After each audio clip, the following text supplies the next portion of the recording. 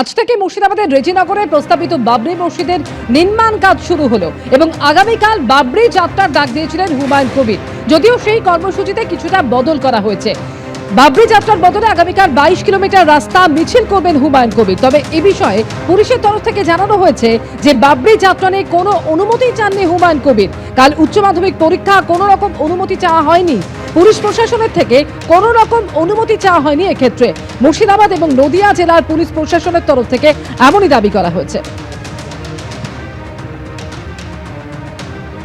বাবরি যাত্রাটা আমাদের মূলত ছিল 100টা গাড়ির কনভয় নিয়ে, মাঝে মাঝে যে ঘনবসতি বা মানুষ যেখানে আছে সেই জায়গাতে হাঁটতে, তারপরে গাড়িতে চেপে এটা 235 কিলোমিটার যাত্রা করার কথা ছিল।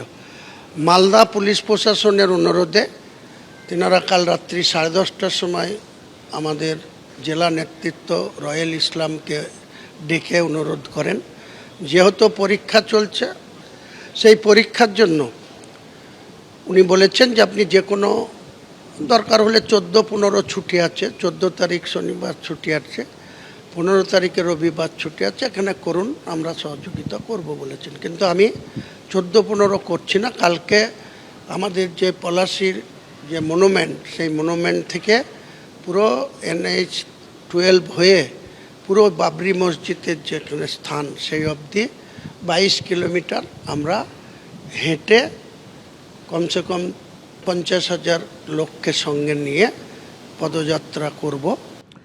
মুর্শিদাবাদের রেজিনগরে শুরু হলো হুমায়ুন কবিরের প্রস্তাবিত বাবরি মসজিদ নির্মাণের কাজ। সকাল থেকে এলাকায় জড়ো হন প্রচুর মানুষ। ভোটের আগে মসজিদ নির্মাণ ঘিরে চড়ছে রাজনীতির পারদ। ইট গেটে আনুষ্ঠানিকভাবে নির্মাণের সূচনা করেন সাসপেন্ডেড তৃণমূল বিধায়ক। গত বছরের 6 ডিসেম্বর রেজিনগরে বাবরি মসজিদের শিলান্যাস করেছিলেন হুমায়ুন কবির। মসজিদ নির্মাণে মোট 50 থেকে 55 কোটি টাকা খরচ হবে বলে তার দাবি। হুমায়ুন কবিরের আরও দাবি, 2 বছরের মধ্যে কাজ শেষ করার চুক্তি করেছে কেরলের নির্মাণকারী সংস্থা। ডিসেম্বর মাসের 6 তারিখে বাবরি মসজিদের জন্য ভিত্তিপ্রস্তর স্থাপন করেছেন হুমায়ুন কবির এবং তার পরবর্তীকালে তিনি ঘোষণা করেছিলেন যে বেলডাঙ্গায় মুর্শিদাবাদে বাবরি মসজিদ নির্মাণ করবেন এবং সেই মতো আজকের থেকে আনুষ্ঠানিকভাবে একেবারে বাবরি মসজিদের যে নির্মাণ কাজ সেটা শুরু হয়ে গেল এবং এখানে দেখতে পাচ্ছি হুমায়ুন কবির তিনি এখানে উপস্থিত রয়েছেন এবং থেকে সেই প্রস্তাবিত যে বাবরি মসজিদ, সেই বাবরি মসজিদের নির্মাণের কাজ এই মুহূর্তে শুরু হয়ে গেল। হুমায়ুন কবির নিজে উপস্থিত থেকে বাবরি মসজিদ নির্মাণের যে কাজ সেটা শুরু করে দিলেন। ক্যামেরায় প্রবীর সাবন্তের সঙ্গে পার্থপ্রতিম ঘোষ, এবিপি আনন্দ, মুর্শিদাবাদ। এসবের মধ্যেই ফের একবার তৃণমূলকে নিশানা করেছেন হুমায়ুন কবির। তিনি বলছেন যে ভুল তৃণমূল করেছে, সেই ভুলের খেসারত তাদেরকে দিতে হবে। তৃণমূল এবং বিজেপিকে নিশানা করে কি বলছেন শুনুন। এই ভুলের খেসারত তৃণমূল কংগ্রেসকে দিতে হবে। হুমায়ুন কবির তৃণমূলে থাকলে বা তৃণমূল থেকে বিতাড়িত না হলে হুমায়ুন কবিরের আজকের যে বাবরি মসজিদের সূচনা বা বাবরি মসজিদ তৈরি করার যে পরিকল্পনা, সেটা আখেরে তৃণমূল কংগ্রেসই বেনিফিট পেত।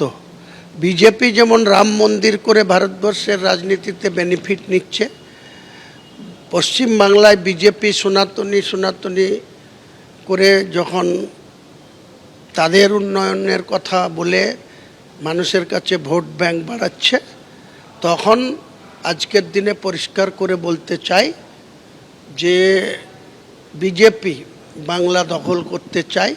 হুমায়ুন কবির কোনো মতেই সেই বিজেপিকে বাংলা দখল করতে দেবে না।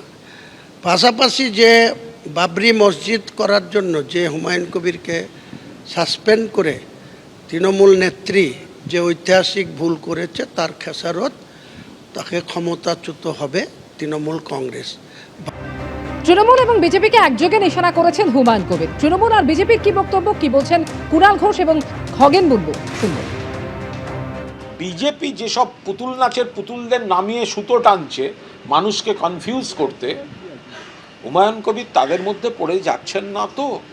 কারণ বাংলার মানুষ জানেন বিজেপিকে হারাতে গেলে তৃণমূল কংগ্রেসকেই ভোট দিতে হবে। তার বাইরে বিভ্রান্ত হয়ে একটা ভোটও অন্য জায়গায় পড়লে সেটা বিজেপির পেতে রাখা ফাঁদে পা দেওয়া হবে। তৃণমূল কংগ্রেস এসআইআরে সেভাবে মুসলিমদেরকে রাস্তায় নামিয়ে, মাঠে নামিয়ে, এখানে সরকার বিরোধী যে সমস্ত কথাবার্তা বলছিলেন, যে স্লোগানগুলো দিচ্ছিলেন, সেটাতে মুসলিমরা সাপোর্ট করেনি। তাই এখানে বাবরি মসজিদ বলে যদি মুসলিমদের সাপোর্ট পাওয়া যায়, এবং মুসলিমরা যেহেতু সরে যাচ্ছে অন্যদিকে, সেখানে মুসলিমরা যদি বাবরি মসজিদের নাম করে হুমায়ুন কবিরকে সাপোর্ট করে, তাহলে আলটিমেটলি আবার নির্বাচনের পর এই হুমায়ুন কবির আবার তৃণমূল কংগ্রেসেই হচ্ছে তার সাপোর্টটা দেবেন। এটা কোনো লাভ হবে না। বেলডাঙ্গা কাণ্ডে এনআইএ মামলা হাইকোর্টে ফেরত পাঠালো সুপ্রিম কোর্ট। বেলডাঙ্গায় এনআইএ তদন্তের বিরোধিতায় সুপ্রিম কোর্টে রাজ্যের তরফে মামলা করা হয়। মামলায় এই মুহূর্তে হস্তক্ষেপ করল না সুপ্রিম কোর্ট, মামলা হাইকোর্টে ফেরত পাঠানো হলো।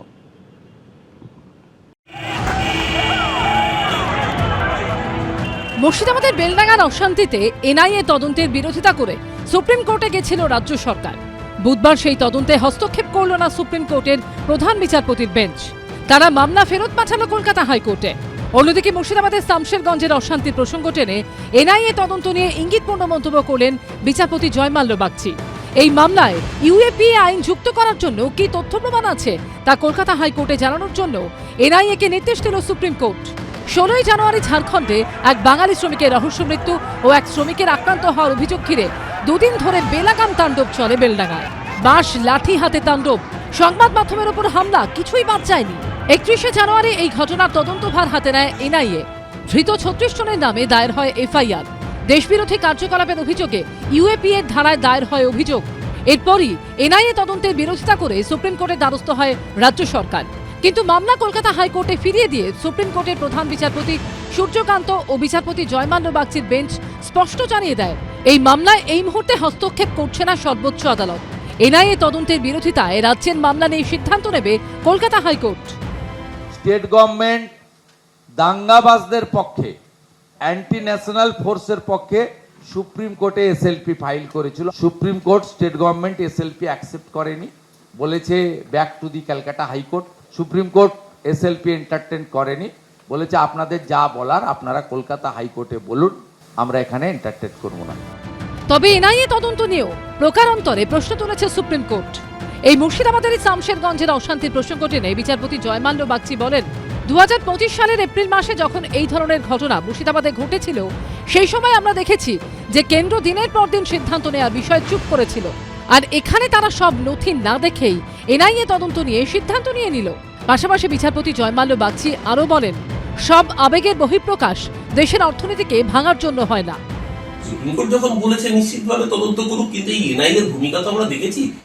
বিজেপি নবতম চাকর-বাকরে পরিণত হয়েছে। ইডি সিবিআই এর পরে, ইনকাম ট্যাক্সের পরে বর্তমান নির্বাচন কমিশনে চাকরে পরিণত হয়েছে। এই এনআইএ হচ্ছে তাদের নবতম চাকর। এনআইএ আসলে পলিটিক্যাল টুল হিসেবে ব্যবহৃত হতে হতে তার কর্মদক্ষতা হারাচ্ছে। এটা ভারতবর্ষের জন্য দুর্ভাগ্য। প্রধান বিচারপতি সূর্যকান্ত ও বিচারপতি জয়মাল্য বাগচির বেঞ্চ নির্দেশ দিয়েছে, ইউএপিএ যুক্ত করার কারণ নিয়ে কলকাতা হাইকোর্টে রিপোর্ট জমা দেবে এনআইএ। এই রিপোর্ট দেখে পরবর্তী নির্দেশ দেবে কলকাতা হাইকোর্ট। সৌভিক মজুমদার ও শিবাশিস মৌলিকের রিপোর্ট, এবিপি আনন্দ। এবিপি আনন্দ, এগিয়ে থাকে, এগিয়ে রাখে।